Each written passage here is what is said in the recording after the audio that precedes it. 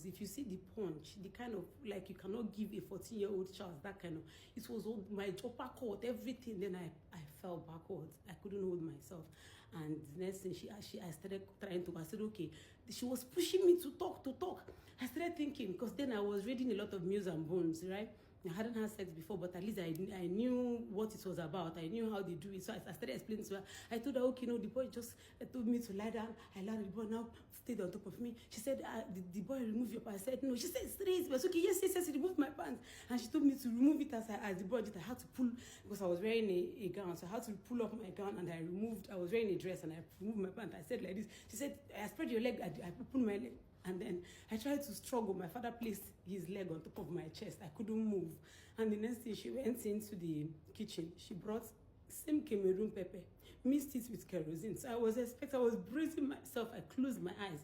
I thought she was going to pour it on my face, because I was already getting used to the kerosene on the nose, on the face. The next thing she did, prior to that, she was always putting pepper on my private, but on the surface. She had never gone deeper, always on the surface. So, but I didn't expect it that day. So I was closing my mouth, and then she stood in between my leg and opened it, and then went on her knees. Like, she went on her knees. My father's leg was on my chest, holding me down. And then she took the pepper and the kerosene. And then she took it, put her hand. I was screaming for help. I was screaming. I looked up. I saw my other sister standing, like folding her hands, standing and looking at me. My siblings all gathered. And they were staring at me.